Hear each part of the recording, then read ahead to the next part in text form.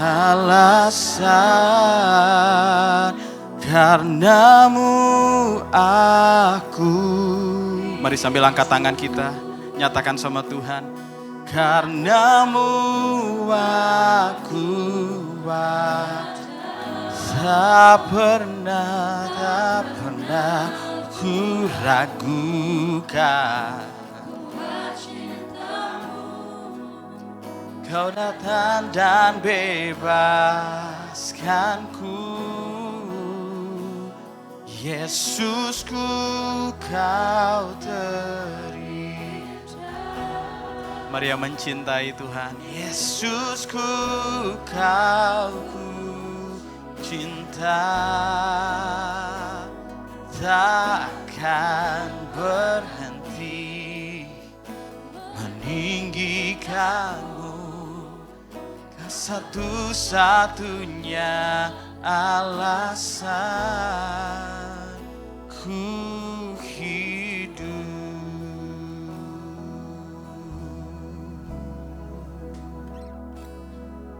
Kau satu-satunya alasan ku hidup.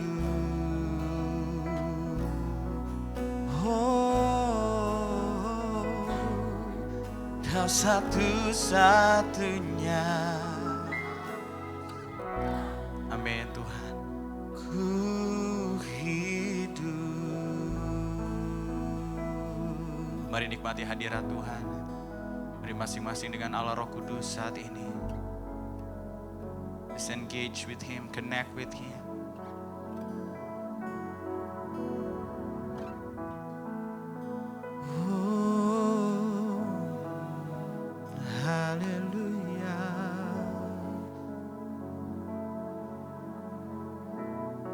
Hadiratmu,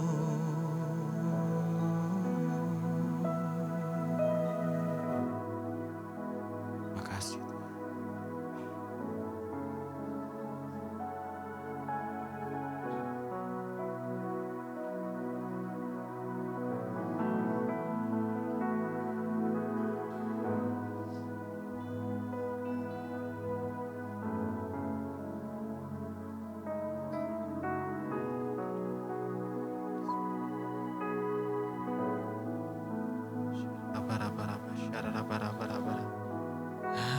Haleluya. Bapa, selimuti kami dengan kasih-Mu Tuhan. Peluk kami Roh Kudus. Biar tangan-Mu menggenggam tangan kami Tuhan. Biar hadirat-Mu Tuhan mengisi ruang hati kami dengan cara yang berbeda-beda. Setiap pribadi di ruangan ini mengalami kasih Tuhan. Wahyukan Bapa kepada setiap kami. Oh Holy Spirit, reveal the Father to us. Reveal the Father to us. Holy Spirit, reveal the Fathers to us.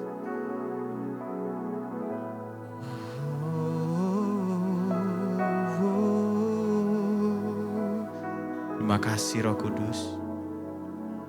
Bapak, kami mengucap syukur Tuhan hari ini, di day ini Tuhan, di hari Ayah ini, aku berdoa di dalam nama Yesus, setiap hati kami dipenuhi dengan kasih Bapa. Setiap kami dikenyangkan dengan kasih Bapa.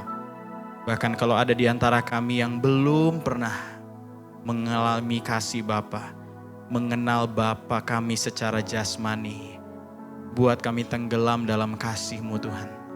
Buat kami tahu kami gak miss out the best because we have our Heavenly Father. Tuhan, reveal the Father's love to us right in this moment. Holy Spirit, help us to become more aware of your presence. Help us to increase our sensitivity about the Holy Spirit presence and the love of the Father. Thank you, God, and help us, Lord, to not just listen to the sermon, but listen to your voice. Help us to do what become our part so that we can go deeper with God and shine brighter for your glory. Terima kasih Roh Kudus, karena kami percaya orang yang melakukan firman hidupnya akan diubahkan dan mengalami janji Tuhan. Here we are God, your son and your daughter. We are ready for you. Di dalam nama Yesus kami berdoa. Haleluya. Sama-sama kita katakan amin. Silahkan duduk teman-teman semua. Sekali lagi shalom.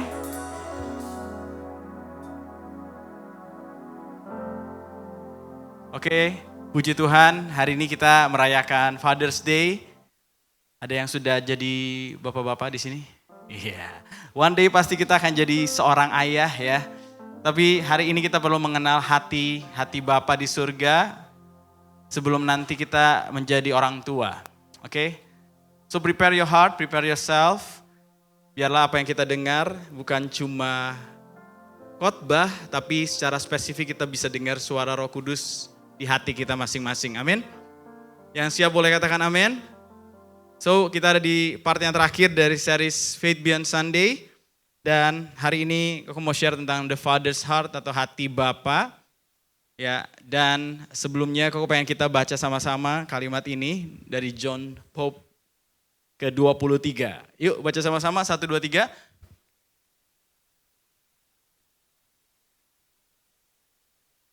It is easier for a father to have children than for a children to have a real father.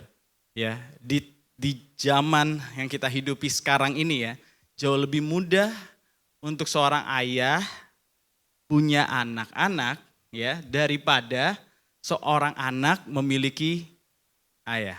Ya, ini adalah hard truth, kebenaran yang sulit untuk diterima. Even kalau kita merasa mau menyangkalinya, kita pun gak bisa mendinai fakta yang kita seringkali lihat di hidup kita. Lebih mudah seorang ayah punya anak daripada seorang anak memiliki seorang ayah. Dan itu membuat kita menyadari bahwa ada begitu banyak hal yang bisa terjadi pada saat seorang anak tidak memiliki ayah atau tidak memiliki peran ayah dalam hidupnya. Ya. Ada seorang yang namanya Chris Hype ya, dia menuliskan ada 8 jenis tipe ayah ya. Dan dia bilang begini, kok akan bacain karena ini tidak ada di slide. Yang pertama adalah the missing in action man. The missing in action man, yaitu ayah yang tidak hadir bukan karena dia meninggalkan keluarganya, tapi lebih tepatnya karena dia mungkin meninggal dunia, dia sakit atau mengalami kelumpuhan. Dia tidak menolak, tapi dia tidak ada dalam hidup kita. The missing in action man. Jadi mungkin ada di antara kita yang punya experience dengan ayah yang seperti itu. Dia nggak jahat, ya, dia nggak meninggalkan kita, dia tidak bercerai dengan mama kita dan meninggalkan kita, tapi mungkin dia sudah meninggal dunia sebelum kita lahir, ya. Atau pada saat kita masih kecil dia sudah meninggal dunia. The missing in action. Ayah yang tidak hadir karena keadaan di luar kendalinya. Anak jadi mengalami kehilangan. Yang kedua ada yang namanya the bad dad, ya. Yaitu ayah yang memilih meninggalkan tanggung jawabnya terhadap keluarga. Ayahnya tidak meninggal, oke? Tapi kehadirannya hilang bukan karena keadaan, tetapi karena keputusan.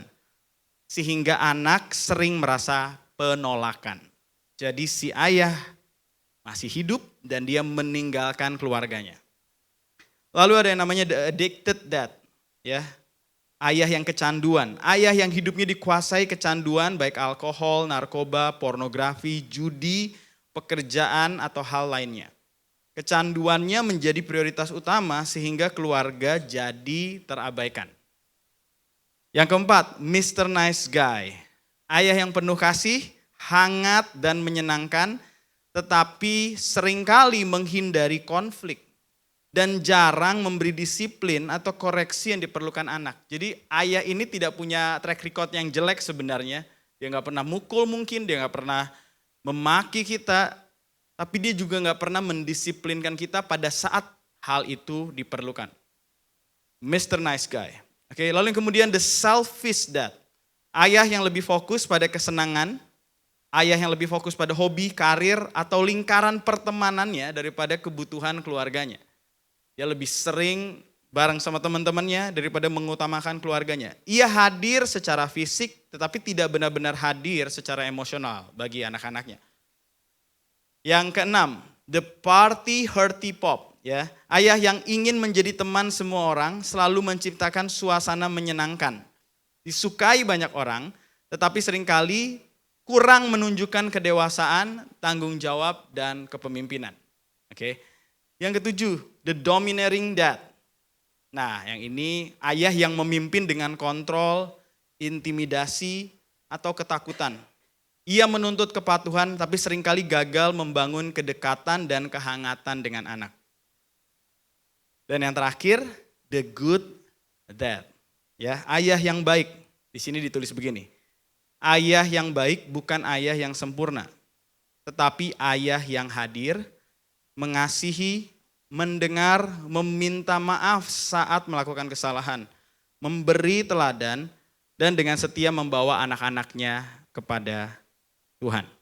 Jadi ada berbagai jenis ya tipe-tipe ayah yang dituliskan di sini dan mungkin kita bisa notice salah satu yang disebutkan itu persis banget sama yang kita alami. Ya. Dan kita semua tidak ada yang khususnya para laki-laki ya, di sini percaya banget nggak ada yang namanya ayah tuh pengen suatu hari jadi ayah yang dibenci sama anaknya. Gak mungkin seorang anak laki-laki punya cita-cita nanti suatu hari kalau aku besar, aku pengen banget dibenci sama anakku. Aku pengen banget dia komplain sama aku. Gak ada guys. Gak mungkin dia punya cita-cita seperti itu. But dalam perjalanan hidupnya dia menjadi seperti itu. Itu menunjukkan nih seringkali kita tahu apa yang kita tidak mau. Kita tahu apa yang kita tidak inginkan jadi seperti itu. Tapi di saat yang bersamaan kita juga gak ngerti gimana caranya supaya aku tidak jadi seperti itu. Yang mengerti katakan amin. Jadi kalau kalian dengar khotbah ini lebih awal, bisa jadi especially to the man in this place. Ya, Tuhan lagi persiapkan kamu supaya suatu hari kamu menjadi the better father. Amin. Menjadi ayah yang lebih baik. Sekali lagi, the good dad bukan ayah yang sempurna, tapi ayah yang hadir. Ayah yang berani minta maaf. Ayah yang bisa jadi teladan. Ayah yang membawa anak-anaknya, generasi berikutnya semakin dalam sama Tuhan Yesus. Dan seberapa penting sih kehadiran seorang ayah? Ada beberapa research ya yang menuliskan waktu seseorang yang lahir di keluarga yang broken home atau fatherless lebih tepatnya, tidak hadir ayahnya atau hadir tapi tidak ada hubungan secara emosional, ada begitu banyak masalah yang terjadi.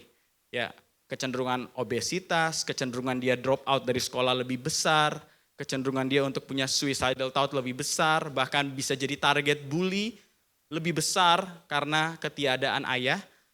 Lebih banyak potensi atau probabilitas anak-anak tersebut masuk dalam penjara di usia remaja, lebih besar punya kecenderungan untuk terikat dengan obat-obatan dan misbehavior, ya penyimpangan perilaku, kenakalan-kenakalan remaja. Dan bahkan secara karir juga dituliskan biasanya punya struggle yang lebih berat. Kalau dia berasal dari keluarga yang sosok ayahnya tidak ada. Jadi ini menunjukkan ya betapa kehadiran ayah itu penting. Riset ini nggak menuliskan kalau ayahnya harus seperti apa. Tapi minimal ayahnya hadir. Jadi kehadiran seorang ayah itu sebenarnya bare minimum buat setiap kita yang mengerti katakan amin. Dan ternyata data UNICEF 2021 bilang begini, 1 dari 5 anak Indonesia tumbuh tanpa kehadiran ayah baik secara fisik maupun emosional. Dan itu terjadi di negara kita dan itu mungkin ada. Saya percaya ada. Di antara kita yang juga. Jadi bahasa kasihnya lebih sering act of service. Contoh misalkan waktu itu mau pergi kuliah. Dia yang cuci motor Koko. Dia yang ngecekin remnya. Dia kasih oli di rantainya. Itu cara dia mengekspresikan kasih. Gak jahat. Dia juga jadi contoh dalam hal berdoa. Tiap pagi Koko inget nih sampai sekarang masih inget. Dia pasti pagi-pagi itu berdoa di ranjangnya. Dia berlutut di samping ranjangnya dia berdoa.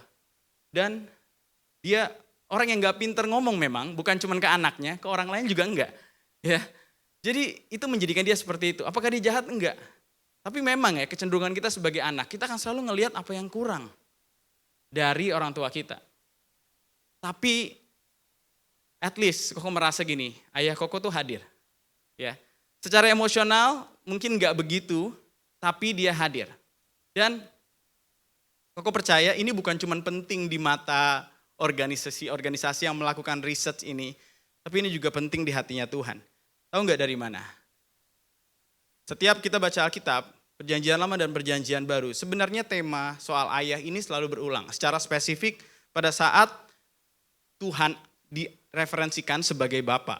Di sini ditulis begini, di Perjanjian Lama Allah direferensikan sebagai Father atau Bapa, itu tercatat 15 kali di Perjanjian Lama. God as a Father, godly, ya, God the Father. Tetapi waktu Yesus datang ke dunia, di kitab Injil, the Gospel, yaitu kitab Matius, Markus, Lukas, dan Yohanes, 4 kitab ini kan mencatat tentang perjalanan Yesus bersama murid-muridnya. Bayangin ya, di 4 kitab ini aja, referensi Bapa di surga itu muncul sebanyak 165 kali. Di Perjanjian Lama hanya di kitab Injil saja. Nah, kalau kamu lihat, kamu bisa memahami hati di balik hal ini. Ya, seakan-akan nih waktu Yesus datang ke dunia, dia mencoba mengemphasize sesuatu untuk kamu dan saya. Amin. Dia mencoba mengemphasize that you have the Father. That God is our Heavenly Father. Amin. Dan karena dia tahu itu adalah kebutuhan kita. Yuk kita lihat bagaimana sih perjalanan Yesus sendiri tentang hal ini. Di Lukas 2 ayat 41 sampai 43, ini adalah pertama kalinya dalam kehidupan Yesus dia berkata dan mengadres Bapa di surga. Oke, tapi sebelum ke situ, Koko pengen kita lihat dulu konteksnya. Lukas 2 ayat 41 ini bicara tentang Yesus yang dibawa sama orang tuanya setiap tahun ke Yerusalem untuk perayaan Paskah. Jadi sebuah hal yang umum dilakukan setiap Paskah, orang-orang berdatangan dari berbagai daerah ke Yerusalem. Setiap tahun orang tua Yesus pergi ke Yerusalem untuk mengikuti perayaan Paskah. Ketika Yesus berumur 12 tahun, sesuai kebiasaan orang Yahudi, mereka pergi ke Yerusalem untuk mengikuti perayaan itu. Setelah perayaan selesai, Yusuf dan Maria berangkat kembali ke Nazaret, pulang lagi ke kotanya. Namun tanpa sepengetahuan mereka, Yesus masih tinggal di Yerusalem. Mereka berpikir waktu mereka pulang, oh mungkin Yesus ini di belakang nih, di rombongan berikutnya, sama sanak saudara yang lain. Tapi ternyata setelah mereka sampai di Nazaret, terus mereka cari, Yesusnya nggak ada. Mereka cari, mereka tanya, Yesusnya ketinggalan. Ya. Dan akhirnya mereka menempuh perjalanan kurang lebih 3 hari untuk balik lagi ke Yerusalem dan mereka menjumpai Yesus ada di situ. Ya. Dan sebelum ke sana nih, Koko pengen kasih tahu kenapa sih harus di-highlight tulisan Yesus berumur 12 tahun. Buat orang Yahudi, anak lelaki, kalau dia masuk umur 13 tahun, dia akan diperlakukan dan dianggap sebagai laki-laki dewasa. Ya. Jadi buat kita kan 17, 18, masuk usia 20 tahun, buat orang Yahudi, mereka masuk ke masa manhood nih, itu di umur 13 tahun. Berarti ini 1 tahun sebelum masa itu tiba. Makanya di 1 tahun terakhir ini seringkali disebut the year of intensive training. Karena nanti di umur dia 13, dia akan jadi orang yang seperti apprentice dari ayahnya. Ayahnya Yusuf adalah carpenter, tukang kayu. Maka nanti waktu dia masuk ke umur 13, dia harus bisa kayak bekerja di sisi ayahnya jadi partner buat ayahnya. Makanya dia disiapin selama kurang lebih setahun. Ingat tahun depan udah umur 13, kamu harus get ready, kamu akan bekerja, kamu akan udah mulai masuk ke fase as a man, not just a boy. Okay? Dan akhirnya itu membuat setiap orang Yahudi di situ di umur itu akan memprepare diri mereka. Ya tergantung profesi dari ayahnya. Nah yang menarik nih, waktu Yesus ada di masa ini, lalu orang tuanya datang kembali, orang tuanya bilang begini, kata Maria kepadanya, kenapa kamu berbuat begini kepada kami, Nak? Ini terjemahan sederhana Indonesia ya. Beberapa hari ini aku dan ayahmu. Berarti dia dan suaminya mencari Yesus kemana-mana dengan sangat khawatir. Jawab Yesus kepada mereka.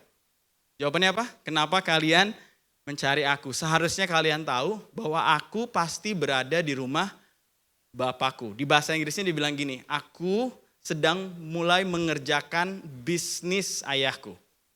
Lihat ya, ada yang aneh di sini. Ini yang ngomong papa mamanya sendiri nih. Aku lagi bilang nih sama kamu. Kamu kemana aja sih? Kita cariin, hilang lagi. Terus dia bilang gini, loh kan kalian tahu, kan seharusnya memang aku ada di rumah Bapakku. Memang kan harusnya aku doing the business of my father. Ingat loh, ini tahun intensifku, tahun depan aku udah harus bertugas. Lah yang ngomong ini bapakmu. Tapi dia nggak bersama bapaknya.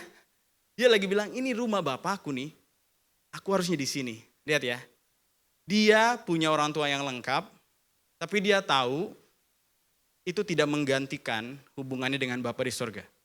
Amin. Dia punya orang tua yang lengkap, tapi dia tahu hal itu tidak menggantikan hubungan dengan Bapa di surga. Nah, ini sebenarnya ya sebuah berita baik buat kita semua. Bagaimanapun keadaanmu dengan papamu hari ini, kalau itu hal yang buruk, wah hubungan sama papa hancur kok. Aku aja gak akan kenal papaku siapa. Then you know you will have the good news, that is you have the heavenly father who loves you. Tapi kalau kamu juga punya papa yang baik banget, papa privilege gitu ya, yang semua disiapin, kamu bisa kuliah kemana kamu mau, pokoknya dia hadir, wah dia contoh banget, teladan banget deh. Itu pun tidak menggantikan peran Bapa di dunia, peran Bapa di surga, amin. Itu tidak menggantikan hubunganmu dengan Bapa surgawi. Yuk sama-sama baca, 1, 2, 3. Kehadiran Bapa duniawi tidak menggantikan hubungan dengan Bapa surgawi. Ya, kehadiran Bapa duniawi kita tidak menggantikan hubungan dengan Bapa surgawi. Dan aku ibaratkan seperti begini. Waktu kita fine dining ya, biasanya tuh ada appetizer, betul ya.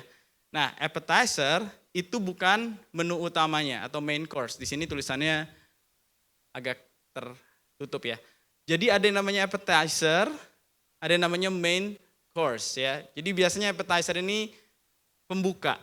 Tujuannya bukan supaya kamu kenyang dan kamu jadi nggak makan terlalu banyak di main course-nya. Bukan, tapi tujuan appetizer adalah untuk membangkitkan rasa lapar kamu, appetite kamu untuk makan makanan yang the real yang akan datang setelah appetizer tersebut. Oke? Dan coba bayangin begini, waktu kamu punya hubungan yang baik dengan papa kamu, that is the appetizer. Ya, itu adalah appetizer. Itu tidak mereplace main course-nya. Kamu gak datang ke restoran itu dan bilang, bang gak usah lagi bang, udah cukup, ini aja. Oh enggak, itu baru permulaan gitu ya. Appetizernya misalkan ini salad, udah disusun dengan cantik gitu ya. Ini cuma appetizer, enggak, ini aja udah cukup.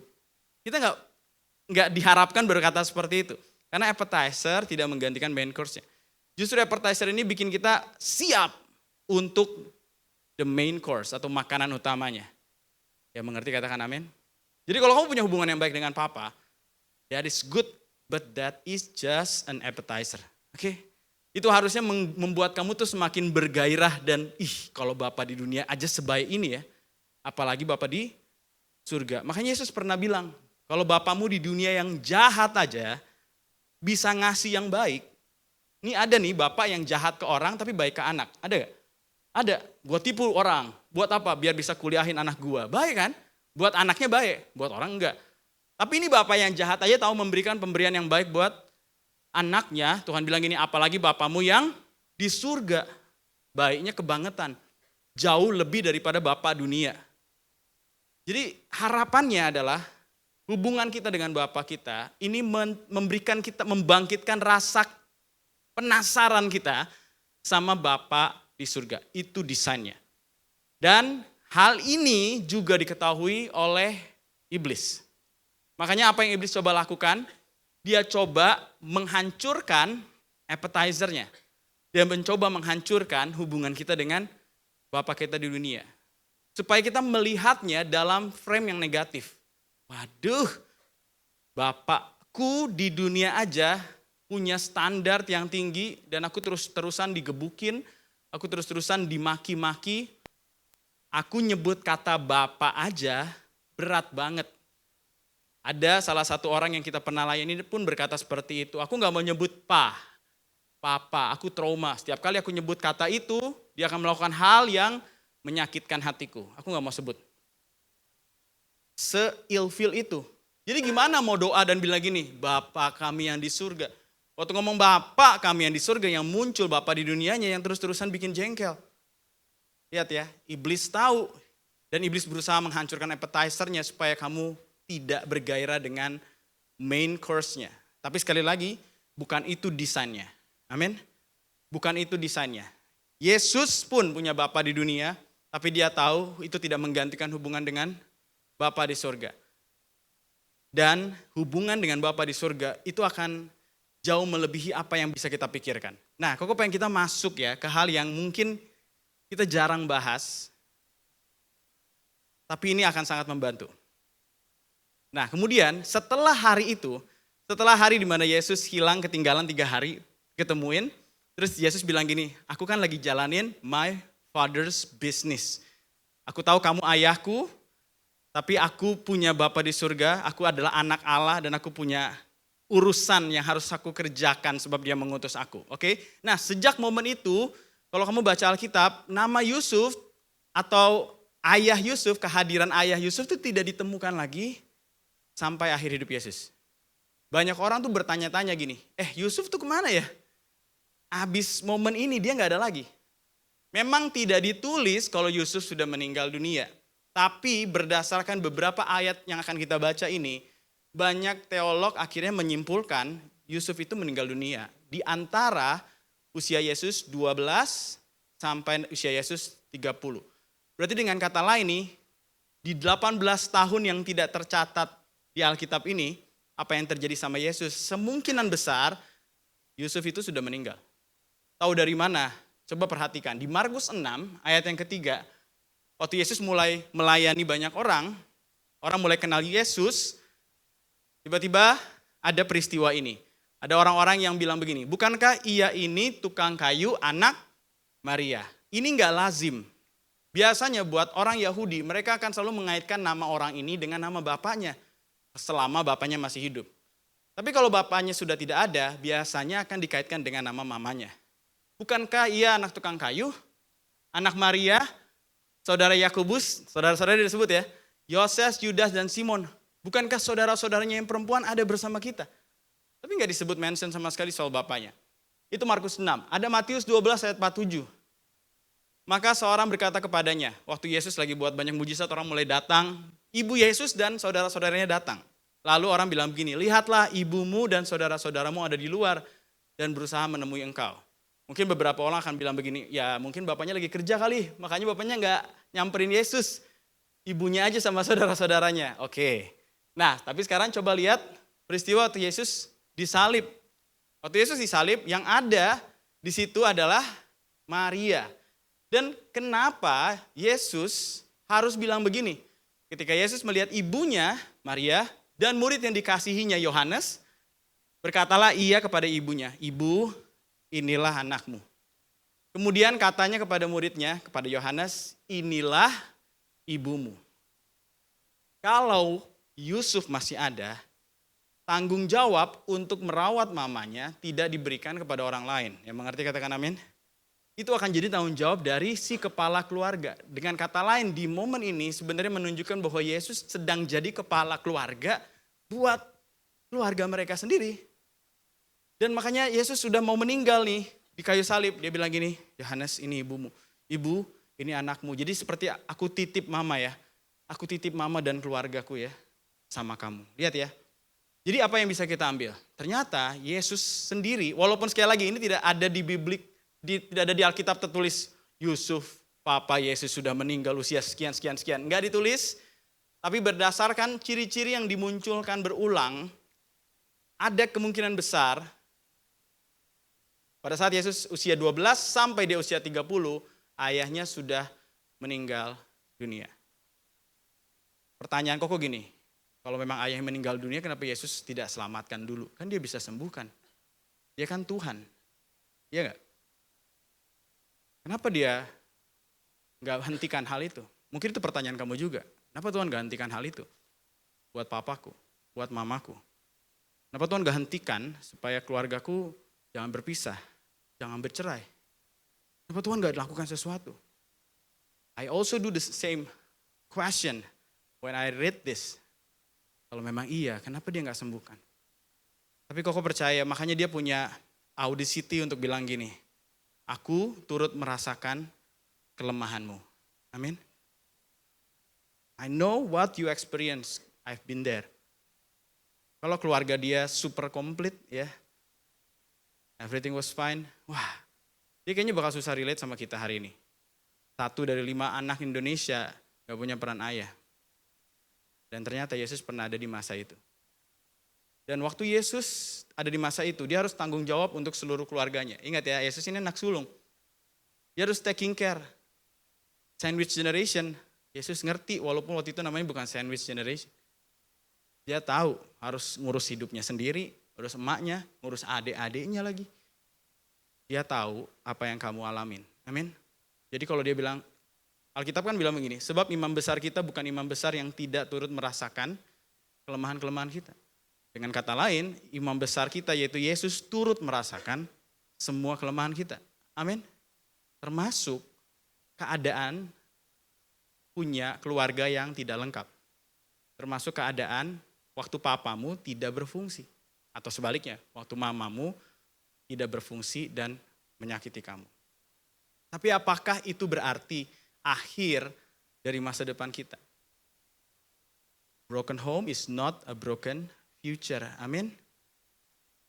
It may become your history, but that is not your destiny. Amin. Itu mungkin sejarah hidupmu, tapi itu bukan tujuan hidupmu. Amin. Dan gak heran, ternyata momen-momen seperti itu bukan hanya dialami beberapa orang di Alkitab.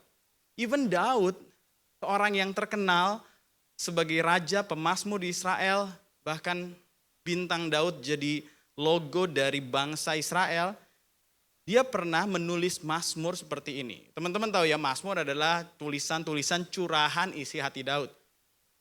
Dia pernah bilang gini, Father to the fatherless, defender of the widows. Ayah bagi anak yatim, pelindung bagi para janda. Itulah Tuhan di tempat kediamannya yang kudus.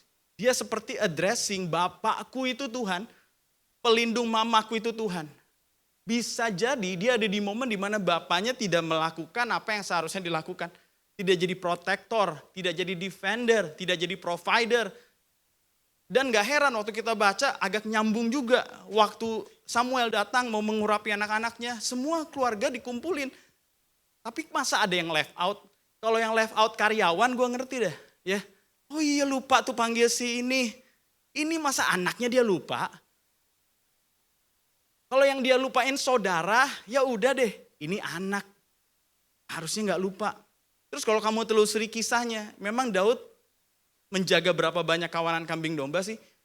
Apakah dia lagi ngurus perusahaan, saking sibuknya jangan dipanggil, nanti kolaps perusahaannya. Enggak. Kalau kamu baca, abangnya aja bilang gini, waktu Daud datang ke medan pertempuran, terus dia mulai lihat-lihat, ini kenapa sih nih pada ribut gara-gara ada si Goliat itu. Abangnya bilang gini, kamu ngapain di sini? Kamu pasti cuma pengen nonton ya. Kemana kamu tinggalkan kambing dombamu yang 2-3 ekor itu? Kalau memang dia dipercaya sama bapaknya lagi handle big business, gak mungkin dombanya 2-3 ekor. Yang mengerti katakan amin. Koko sih pakai teori sendiri ya. Seperti seakan-akan, Sup kamu gak usah deket-deket, kok Sup sih. Daud, kamu gak usah deket-deket dah. Daud, ini kamu urus ya. Domba kambing papa, oke. Siapa? Yang mana pak? Itu tuh, 2-3 ekor gitu ya. Yang banyak mungkin gak diurus dia, yang banyak diurus yang lain, kamu urus. Jadi dia ya tiap hari menjagain itu. Tanpa dia menyadari, Tuhan juga melihat hal itu, amin. Dan kesetiaan dia mengembalakan kambing domba 2-3 ekor, membawa dia pada menggembalakan satu bangsa. Makanya dia bisa bilang begini, sekalipun ayahku dan ibuku meninggalkan aku, namun Tuhan menyambut aku. Sekalipun kayaknya papa mamaku gak anggap nih, tapi Tuhan nyambut aku. God is welcoming me. Amin. Dia mengalami itu dan dia menuliskan itu. Mazmur ini curahan hati yang jujur. Kenapa? Karena waktu Daud jatuh dalam dosa, dia pun nulis. Berarti itu kan yang dia rasain dan dia tulis. Waktu dia jatuh dalam dosa, dia cuma bilang, jangan ambil rohmu daripadaku. Kalau yang itu dia jujur, yang ini juga dia pasti jujur. Amin. Yang kita nggak tahu adalah apa sih yang sebenarnya terjadi di keluarganya Daud. Tapi kok ingat salah satu khotbah Pastor Erwin, waktu dulu kita masih di DC Mall. Itu juga menjelaskan tentang kenapa silsilahnya Daud ini agak nggak nyambung. Ya seakan-akan nama mamanya ini disembunyikan di sejarah Alkitab. Nama mamanya ini seakan-akan tidak ada di sejarah Alkitab. Dan kalau nanti kalian search secara historical orang Yahudi, memang ada kisah-kisah yang mungkin benar, mungkin salah.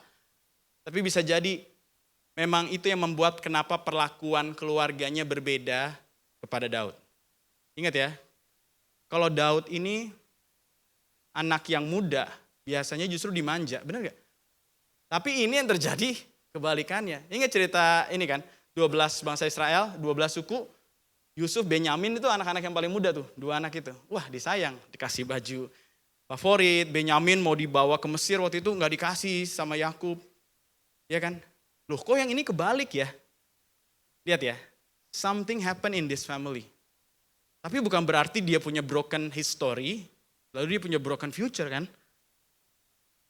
Dan dulu di perjanjian lama pengenalan Allah sebagai Bapa itu enggak sebanyak di perjanjian baru. Tapi seperti Daud sudah punya revelation itu. Seperti Daud sudah punya pewahyuan itu.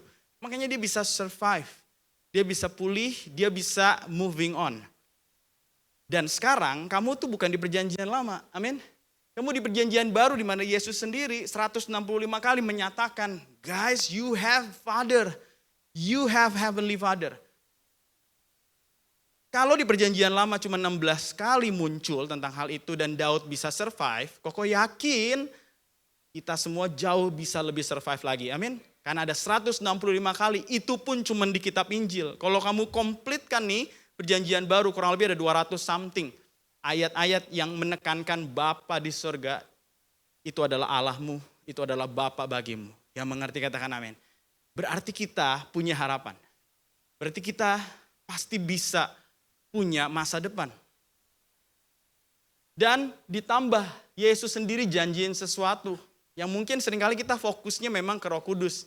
Tapi ada satu kata atau satu kalimat lebih tepatnya yang Yesus tuh dengan sengaja sisipkan di cerita ini. Waktu itu Yesus bilang begini, aku akan minta kepada Bapa dan ia akan memberikan kepadamu seorang penolong. Supaya ia menyertai kamu yaitu roh kebenaran. Dunia tidak dapat menerima dia. Dunia tidak melihat dia dan tidak mengenal dia. Tetapi kamu murid-murid Yesus mengenal dia. Sebab ia menyertai kamu dan akan diam di dalam kamu. Ini bicara tentang Roh Kudus. Sekarang baca yang di garis bawah sama-sama. 1, 2, 3. Aku tidak akan meninggalkan kamu sebagai aku datang kembali kepadamu. Yesus mau naik ke surga, tapi dia udah bilang gini, aku gak akan tinggalin kamu. Secara spesifik, aku gak akan tinggalin kamu sebagai, ya lagi yuk, aku tidak akan meninggalkan kamu sebagai yatim piatu. Dengan kata lain dia mau kasih tahu nih, peran yang akan aku ambil saat aku datang, to make you 100% sure that you are not orphanage. Kamu bukan yatim piatu. I will become your father. Aku akan jadi bapakmu. Apa yang harusnya dilakukan seorang bapak, aku akan lakukan itu buat kamu. Percaya katakan amin. Oke. So yang berikutnya, yang nomor 2 ya, adalah begini. Sama-sama baca 1, 2, 3. Apa yang gagal diperoleh dari Bapa di dunia dapat ditemukan secara sempurna oleh Bapa di surga. Apa yang gagal ditemukan? Sekali lagi, mungkin dari 8 jenis ayah tadi, kita punya ayah yang tipenya beda-beda. Ada hal yang hilang. Sekalipun bapak kamu udah baik banget, terus saja pasti akan ada hal yang kamu rasa, aku gak dapat ini. bapakku nggak bisa ini. Tapi itu bukan berarti, sekali lagi, itu bukan berarti Bapa di surga akan diem aja. Tapi kamu bisa menemukan itu waktu kamu terhubung dengan Bapa di surga. Koko kasih my own testimony. Papa Koko sekali lagi ya, papa yang baik. Mungkin tidak punya hubungan emosional yang dekat. Ngobrol jarang. Koko paling ingat banget kalau dia ngobrol biasanya lagi ngomel. Ngomelin Koko. Ya, gereja aja cepet katanya. Minta tolong ini susah. Ya, jadi ngomong nih gitu ya. Tapi ngomongnya pas lagi ngomel. Selebihnya enggak, pulang kerja baca koran. Waktu itu masih baca koran lah ya, bukan baca IG gitu ya. Atau lihat Facebook, masih koran, nonton TV kayak gitu. Terus selebihnya udah gitu, enggak ada. Dan ini dikonfirmasi sama mama Koko sendiri. Waktu Koko udah punya anak ya. Terus kita pas lagi main-main gitu ya, mama Koko waktu itu lagi datang ke Batam. Mama Koko tuh bilang, iya kamu harus sering main sama anak. Sering ngobrol, jangan kayak papa. Dulu papa tuh jarang. Terus jadi tuh kayak ngerasa, oh berarti bukan perasaan saya aja nih. Istrinya sendiri juga bilang gitu. Papa tuh jarang ngobrol sama anak-anaknya gitu. Dan itu yang membuat Koko lebih dekat sama mama. Tapi itu juga jadi masalah guys. Kenapa? Akhirnya Koko ini tidak bisa melihat sosok kepemimpinan di rumah. Yang Koko rasa lebih ngelit di rumah itu mama daripada papa. Mama tuh lebih gercep, lebih berani ambil resiko. Dan seringkali keputusannya jauh lebih benar gitu ya. Sedangkan papa kayak lambat gitu. Bahkan kadang-kadang dilemparin balik ke mama. Coba tanya mama. Coba tanya mama, semua jadi ditanya mama. Jadi lama-lama nih, Koko merasa, Koko waktu masih jadi anak-anak gak masalah. Ya udah tanya mama, oke, mah, sip. Tapi pas Koko udah mulai dewasa nih, Koko ada di posisi harus ngambil keputusan, Koko ada di posisi harus ngambil resiko, Koko gak bisa. Koko ngerasa gini, aduh bingung nih gimana ya, gimana ya. Koko gak ngerti awalnya kenapa. Tapi later on Koko ngerti. Karena kamu gak pernah lihat bagaimana seorang laki-laki harus mengambil resiko, mengambil keputusan, mengambil tanggung jawab di rumah. Selama ini yang kamu lihat adalah perempuan. Bukan laki-laki. Jadi akhirnya bahkan separah ini. Koko udah kerja, udah punya uang, mau beli barang aja nih. Kayak baju gitu ya. Koko tuh gak berani bilang, aku pilih ini. Kalau sekarang udah berani ya. Kalau dulu ya, pasti Koko tanya mama. Mah, bagus gak? Bukan dibeliin loh ya. Pakai duit sendiri nih. Ntar, ya bagus sih. Tapi kayaknya modelnya agak kini dikit ya Win ya. Coba lihat yang lain. Udah tuh Koko tinggalin lihat yang lain. Kayak wah kalau dia udah ngomong udah pasti bener. Nah ternyata ya masalahnya adalah Koko jadi gak punya leadership. Berimbasnya di mana? Di kerjaan satu, di hubungan juga. Hubungan Koko sama Angel awal-awal, Koko tuh gak ngelit hubungan itu. Kelihatan banget Koko people pleaser. Bukan cuma ke Angel lagi, ke semua teman-teman. Anak-anak youth di zaman mula-mula tau lah. Koko dulu gimana? People pleaser banget kayak, oh tolong ini, siap. Ya maksudnya kayak, Koko nggak pengen menolak gitu. Koko pengen menyenangkan orang lain dan Koko ngerasa takut ditinggalkan. Jadi itu tuh produk-produk turunan dari ketiadaan ayah yang Koko rasain. Ya, itu padahal ayahnya nggak jahat, ngerti ya maksudnya? Gimana kalau ayahnya jahat? Gimana kalau ayahnya ngaco? Itu yang ayahnya nggak jahat aja punya impact juga. Perlu momen juga untuk sadar terus akhirnya oh iya ya kenapa aku begini, begini tuh gara-garanya. Akhirnya Koko bertobat, Koko ya di konseling juga. Dan Koko melalui proses, Koko diberi kesempatan juga untuk ngelit, belajar mimpin, ambil keputusan walaupun lama. Terus salah lagi gitu ya, tapi ya udah dijalanin, akhirnya mulai dapat confident sampai hari ini. Ya, jadi it's okay dimanapun kamu memulainya. Amin. It is no matter where you start. Oke, tapi yang pasti sekali lagi Bapa di surga bisa mengisi area-area kosong yang tidak terisi oleh Bapa di dunia. Amin. Contoh lain nih, apa yang tidak bisa diisi oleh Papa Koko waktu itu? Jadi Mama Koko nggak kerja, Papa Koko yang kerja, tapi dia juga kerja sebagai karyawan di sebuah perusahaan, bukan perusahaan besar juga, dan dia bisa mencukupi kebutuhan rumah tangga bulanan, rumah, tapi dia nggak bisa siapin pendidikan untuk sampai di tingkat kuliah. Jadi dia hanya bisa sekolahkan Koko sampai SMA. Dan bukan cuma Koko, abang Koko juga sama, dia cuma bisa di sekolahin sampai SMA. Jadi Koko tuh nggak punya uang untuk kuliah. Dan di Jakarta itu susah untuk kuliah sambil kerja. Beda sama di Batam nih, bisa kuliah sambil kerja. Karena nggak ada kuliah S1 malam. Yang ada malam itu S2. Nah, Koko udah pernah kesaksian ya. Singkat cerita Koko dapat beasiswa. Ya, waktu itu Koko juga nggak expect dapat beasiswa. Koko cuma berpikir ya udah aku ikut tes masuk ujian saringan masuk ini demi menyenangkan mama. Balik lagi mama lagi kan. Demi nyenengin mama. Ya udah aku ikut deh. Ditelepon kamu dapat beasiswa. Full. Akhirnya Koko ambil, Koko selesai, Koko kuliah. Lulus. 3,5 tahun dan seterusnya. Dan itu jadi satu testimoni yang sampai hari ini Koko nggak mungkin deny kalau Koko tuh merasakan kebaikan dari Bapa di surga. Dan Papa jasmani Koko hadir di wisudaan yang dikuliahi oleh Bapa surgawi Koko. Ngerti ya? Jadi I cannot deny that it's because of my heavenly Father. Dan the same thing, the same way. Tuhan bisa lakukan hal yang sama buat kamu. Dia tuh tidak favoritism, amin. Bapak kita di surga itu dia mati buat kita semua. Dia enggak, kamu agama apa? Yang ini nih, aku mau mati buat dia nih. Kamu udah pelayanan belum? Mau mundur? Aku enggak mau mati buat kamu. Kamu rajin nih. Enggak. Semua dia selamatkan, amin. Bahkan orang yang mau nolak dia aja diselamatin. Bahkan ya semualah. Sekali lagi, itu menunjukkan dia tidak favoritism.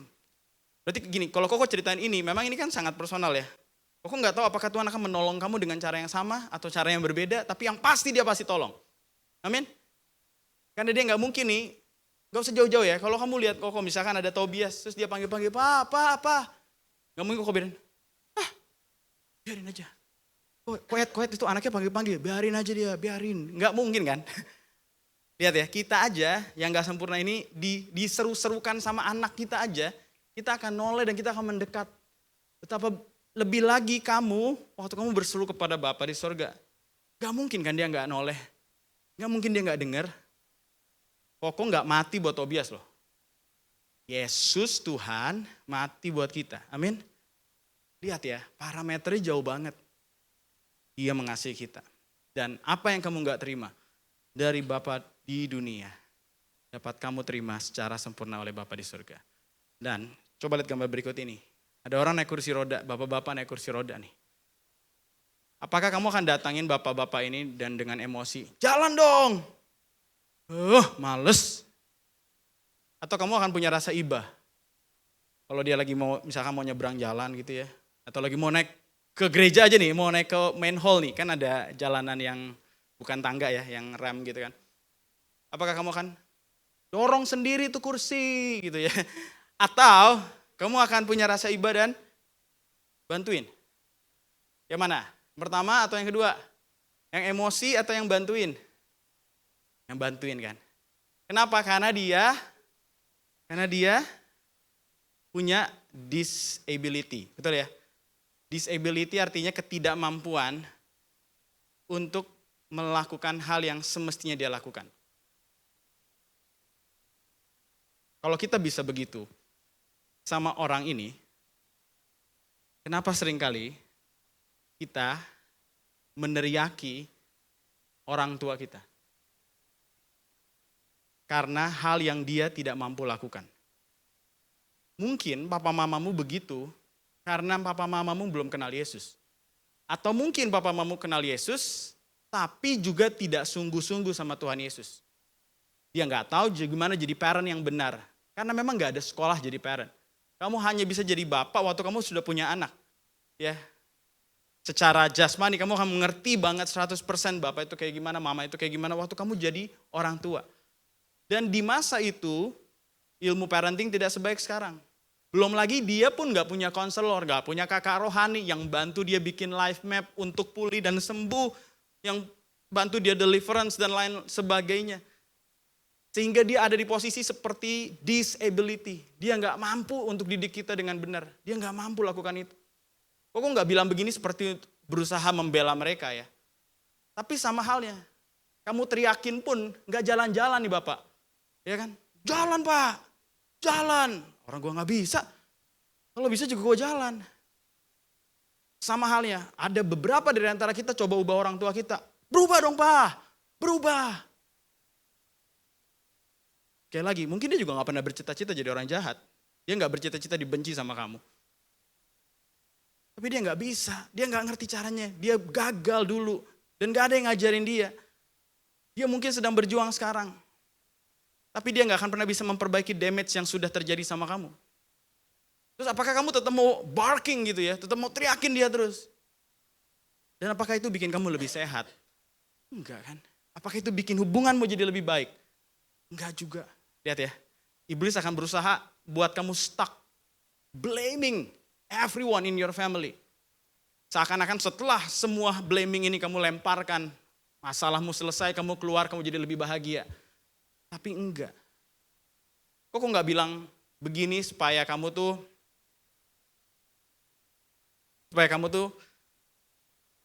ya udahlah kalau gitu terserahlah aku mau dilukai, dihajar, terserahlah. Enggak. Tapi kamu harus tahu batasan.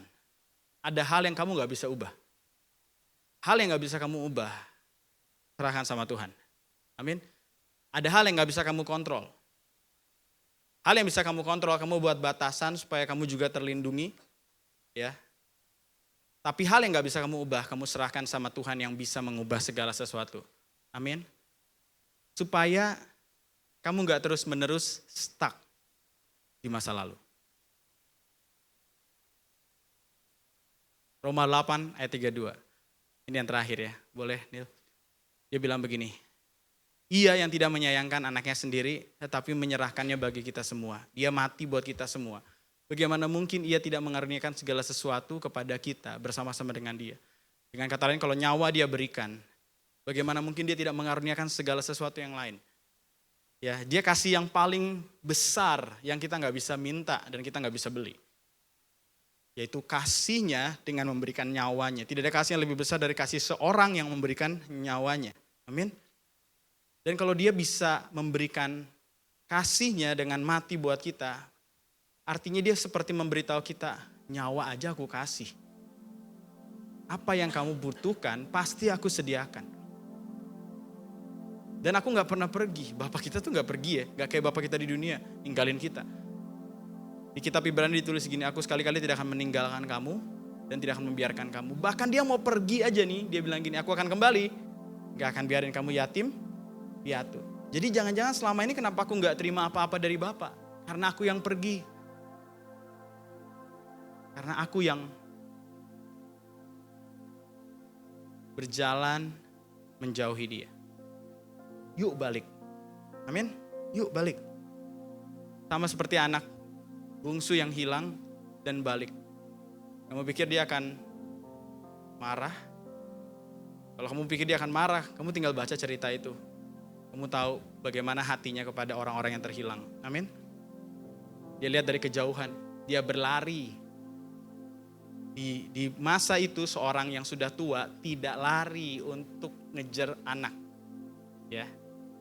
Kayak disrespect aja, orang tua lari-lari itu disrespect kayaknya. Yang ada kita biasanya yang lari mendekat. Tapi anak ini merasa terlalu kotor, tapi orang tua itu berlari.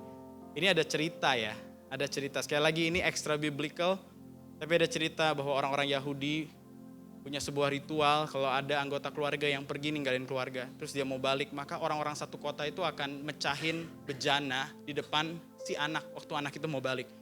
Tujuannya supaya menolak anak itu. Kamu gak boleh balik, kamu gak diterima lagi di kota ini, kamu gak diterima lagi di desa ini. Dan kenapa si Bapak terus menerus melihat dari kejauhan, kayak seakan-akan dia nungguin setiap hari. Karena dia gak mau sampai hari itu datang, anak itu pulang dan dia keduluan sama orang-orang yang ada di kotanya.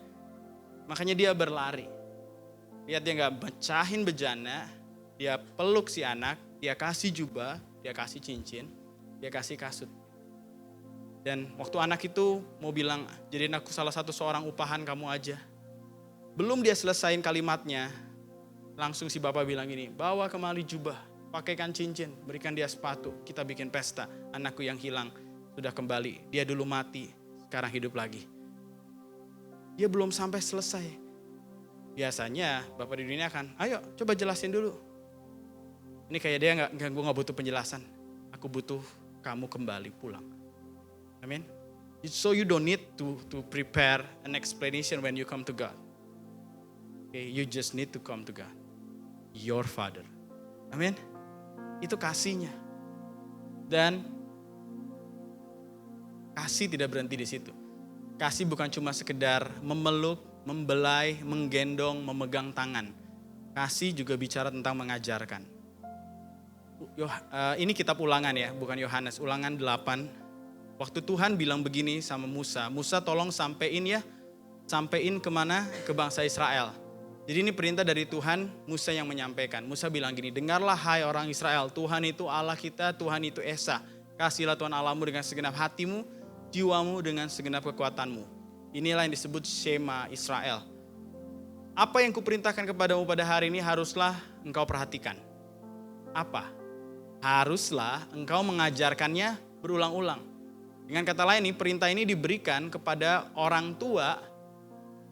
Ya, secara khusus sebenarnya pria atau laki-laki di setiap rumah tangga yang ada. Apa yang harus dilakukan? Haruslah engkau mengajarkan berulang-ulang. Jadi memang sesuatu yang diajarkan perlu diulang. Amin. Repetisi. Kepada anakmu dan membicarakannya apabila engkau duduk di rumahmu, apabila engkau sedang dalam perjalanan, apabila engkau berbaring, apabila engkau bangun. Coba perhatiin ya, duduk, jalan, berbaring, bangun. Semua hal yang kita lakukan dalam keseharian kita nggak bisa lepas dari 4 hal ini, bener ya? Duduk, ntar pulang dari sini, jalan, ya nggak? Sampai di rumah, berbaring, ya kan? Besok pagi, bangun, ya nggak? Tapi di setiap momen ini, kamu harus ngajarin dia. Berarti si Bapak itu hadir di setiap momen itu. Dan dia gak hadir diam-diaman awkward. Di mobil diem, di jalan diem. Dia gak lakukan itu. Dia bicara, dia ngajarin sesuatu. Sometimes mungkin dengan kata-kata, sometimes mungkin dengan teladan. Ini harapan dari Tuhan untuk orang tua orang Israel, lakukan ini sama anak-anak kamu. Nah, kok mau kita ngerti sebuah prinsip ya. Dia nggak mungkin menyuruh kita melakukan sesuatu yang bukan berasal dari karakternya. Oke lagi, coba ingat baik-baik. Dia tidak mungkin menyuruh sesuatu yang tidak berasal dari karakternya. Waktu dia bilang gini, kuduslah kamu sebab aku kudus. Kamu hidup kudus sebab aku kudus. Oke. Kasihilah sesamamu seperti aku mengasihi kamu. Kepadamu aku berikan perintah baru, kasihilah sesamamu. Karena aku mengasihi kamu, kamu kasih sesamamu ya. Berarti kalau dia minta bapak-bapak orang Israel lakukan ini, dia lakukan ini gak buat kita? Dia lakukan ini buat kita, amin. Saat kamu duduk sekarang, jalan. Bangun besok mau pergi kerja. Saat kamu berbaring, nangis, diranjang kamu berpikir dia gak ada di situ. Dia hadir di situ. Dia tidak memberi perintah yang bukan berasal dari karakternya. Artinya dia akan lakukan semua yang dia perintahkan. Amin. Dan dia akan ajarin. Makanya Ci Angel di minggu lalu bilang apa? Pembelajaran apa sih yang kamu dapat? Karena hati Bapa selalu begitu. Jadi jangan cuma melakukan sebuah tindakan yang salah lagi dan lagi tapi gak belajar apa-apa. Kamu harus belajar sesuatu. Iya ya, kemarin aku salah mulai hubungan terlalu cepat. Iya ya, kemarin aku salah manage uang. Iya ya, kemarin aku salah buru-buru resign dari kerjaan. Iya, kemarin aku salah kurang ajar ngomongku sama orang tua. Belajar sesuatu. Amin. Kita gak sempurna. Tapi kita dikasih hikmat untuk belajar dari kesalahan. Bahkan gak perlu kita yang buat salah. Orang lain buat salah, kita bisa belajar dari kesalahan orang lain, dari cerita orang lain. Itu namanya bijaksana. Dan Tuhan mau kita belajar. Dan pelajaran seringkali diulang. Apalagi kalau belum lulus. Ayo naik level, amin. Ayo lulus. Terus di Ibrani, ini bukan kalimat Yesus. Tapi di Ibrani ditulis begini. Koko pengen teman-teman lihat, nanti Koko bacain ya. Janganlah melupakan nasihat Tuhan yang menyebut kita sebagai anak Allah. Katanya, anakku janganlah pandang enteng didikanku. Janganlah kecil hati ketika aku menegurmu. Sebab aku mendidik setiap anak yang aku kasihi dan mencambuk setiap orang yang aku terima sebagai anak. Jadi waktu kita menderita karena cambukan dari Bapa Surgawi, ingatlah bahwa Allah sedang memperlakukan kita sebagai anaknya. Wajar saja seorang ayah mendidik anaknya sendiri, bukan? Amin. Jadi ternyata nih, lihat ya, tangan ini untuk mengasihi, memeluk, membelai. Tapi kalau mau mendidik, dia nggak pakai tangan, dia pakai benda lain. Makanya ada yang dibilang rod ya, pakai rod kayak stick gitu untuk didik anakmu. Siapa yang nggak pakai itu berarti sebenarnya nggak sayang anak di kitab Amsal atau Mazmur gitu ditulis begitu. Di sini ditulis cambukan. Teman-teman jangan salah pikir ya, jangan seakan-akan ini bapaknya cambuk kesetanan gitu loh. Wah dasar lu anak gak tahu diri. Enggak. Yang lagi ditulis di sini, ini gambaran tentang ayah yang mendapati anaknya buat salah, memang diampuni, tapi juga perlu dididik. Dan didikannya salah satunya adalah dengan memberikan pukulan bukan dengan tangannya, tapi dengan benda lain yang dipegang oleh tangannya. Kenapa? Karena tangannya untuk memeluk, untuk membimbing, untuk melindungi. Tapi kalau dia nggak didik, berarti dia juga jahat dan tidak memperlakukan anaknya seperti anaknya sendiri. Karena ayatnya bilang begini, justru kalau kamu tidak pernah dididik oleh Tuhan, berarti kamu bukan anaknya yang sah. Karena semua anak Allah pasti dididiknya. Sebagaimana ayah kita di dunia ini pun tentu mendidik kita. Dan kita menghormati ayah kita sendiri. Maka sudah sepatutnya kita tunduk kepada Allah lebih lagi. Sebab dialah Bapa rohani kita. Memang, perhatikan, memang setiap kali kita menerima hajaran, pengalaman itu tidak menyenangkan, malah menyakitkan.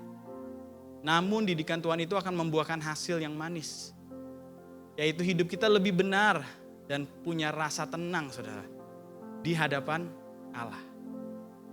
Punya rasa tenang di hadapan Allah, punya damai sejahtera. Kau lihat ya, banyak orang waktu dia akhirnya kena konsekuensi dari perbuatan dosanya, kena didikan dari Tuhan, justru hidupnya jadi lebih bijaksana. Dia jadi lebih dewasa. Memang pada saat itu dia alami tidak menyenangkan, malah menyakitkan. Tapi kan perjalanannya gak berhenti di situ. Waktu orang ini belajar dan cepat belajar, rendah hati, matahin ego sendiri, orang ini bertumbuh dan menghasilkan kedewasaan. Dia menghasilkan buah yang manis. Orang-orang sekitar akan makan buah perubahan hidupnya dan akan bilang, kamu udah beda ya sekarang. Kamu udah beda loh. Dulu kamu gak bisa kayak gini. Kamu udah beda. Dan kamu sendiri akan merasa, iya ya, aku pun amazed. Kok bisa ya sekarang aku kayak gini? Itu karena Tuhan didik kita. Jadi jangan cuma melihat kasih Tuhan itu dia sediakan buat aku. Kasih Tuhan berarti dia harusnya lindungin aku. Enggak juga sih. Kasih Tuhan juga termasuk di dalamnya didikan. Karena beberapa dari antara kita atau mungkin banyak dari antara kita baru belajar setelah dididik.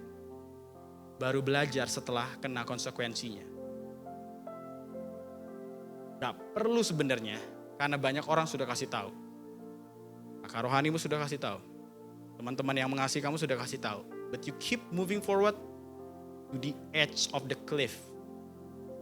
Kira kamu jatuh. Disitulah kamu baru sadar. Bener yang mereka bilang. Oke, aku belajar.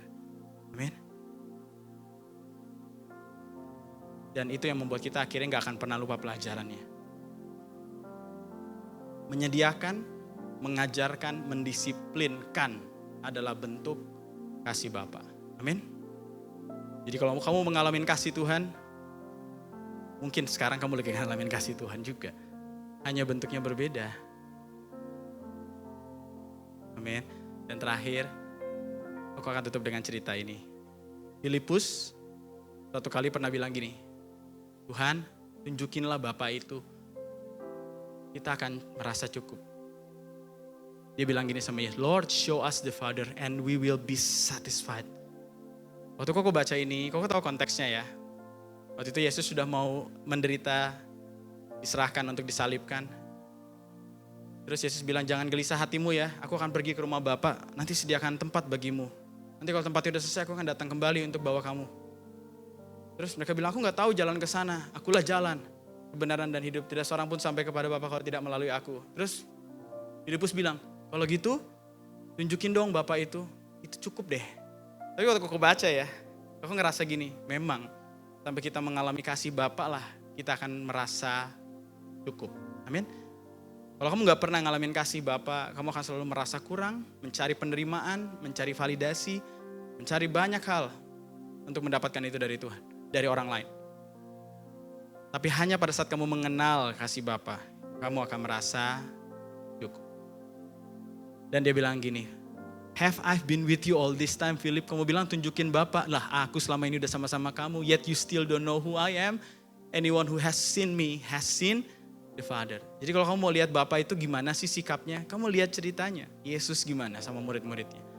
Why are you asking me to show him to you? Don't you believe that I am in the Father and the Father is in me? The words I speak are not my own, but my Father who lives in me. Dan kita baca sama-sama yang di garis 1, 2, 3. Just believe that I am in the Father and the Father is in me. Amin. Kalau kamu mau mengalami kasih Bapa, semuanya ada di dalam Yesus. Dan orang yang tidak mengalami Bapa akan terus punya rasa takut. Kayak Koko rasanya mau ambil keputusan takut salah. Karena Koko ngerasa Koko gak punya orang yang akan cover kalau aku buat salah. Gak punya rumah untuk pulang waktu aku tersesat. Tapi di sini ditulis begini, Roma 8 ayat 15, kamu tidak menerima roh perbudakan yang membuat kamu jadi takut lagi. Tapi kamu telah menerima roh Kudus yang menjadikan kamu anak Allah. Oleh roh itu kamu bisa berseru, ya Aba, ya Bapa. Segala yang baik yang datang dari Tuhan turun buat kamu. Yuk kita bangkit berdiri sama-sama. Bapakku yang baik, sangat ku cinta. Kasih-Mu padaku semakin nyata, ku rasakan Kaulah Bapa, Kaulah Bapakku yang baik, penuh karunia. Kami bersyukur, ku bersyukur selalu kepadamu, Bapa, Bapakku yang baik, Bapakku yang baik, sangat ku cinta. Katakan kasih-Mu Tuhan, kasih-Mu padaku semakin nyata, ku rasakan Kaulah Bapa yang baik. Penuh karunia, penuh ku bersyukur selalu kepadamu, Bapa,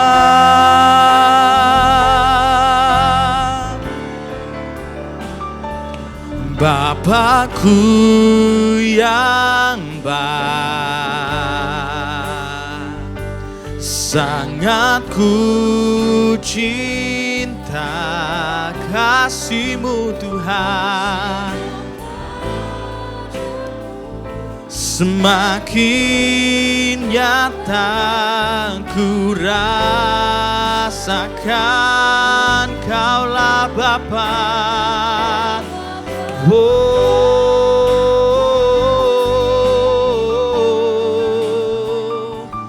Penuh karunia, ku bersyukur selalu kepadamu, Bapa. Tuhan, ini setiap kami datang Tuhan sebagai anak-anak-Mu, Ada di antara kami yang mungkin gak punya peran ayah di keluarga.